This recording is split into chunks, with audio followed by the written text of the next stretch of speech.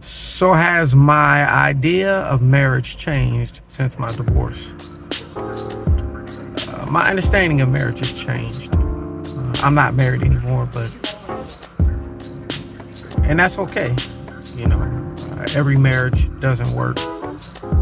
I don't believe the institution of marriage, however, is the problem. I believe it's the individuals in the relationship. So it was the two of us that were the problem. And a lot of times we put the onus on God to fix what it is He gave us the power to fix.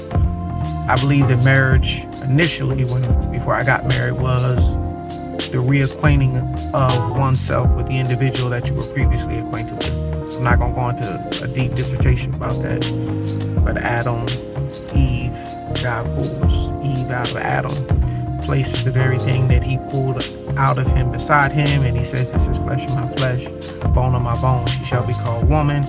And here it is, God. I feel like He does that for all of us. I feel like there's somebody that He's possessed with the ability to love us the way that it is we need to be loved, and we go searching for that love. We go searching for God in the perfection of God and the imperfection of other people. So I think we're still going to do that, and I think marriage is a beautiful thing, but I do think it takes the two of you to do the work.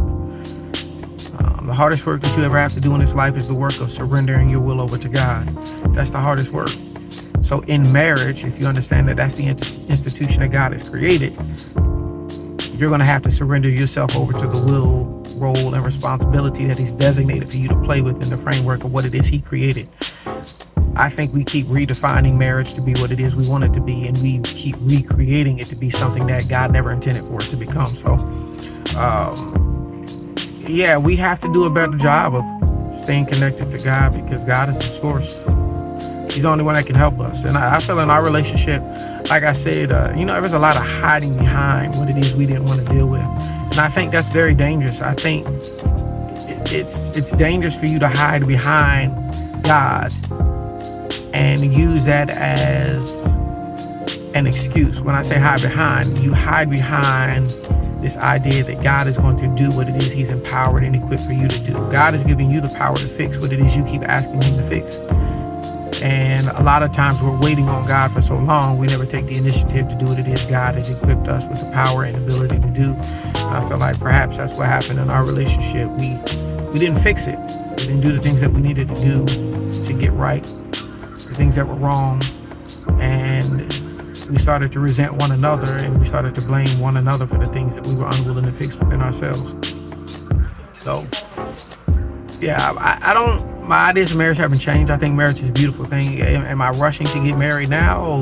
No. Especially just coming out of a divorce.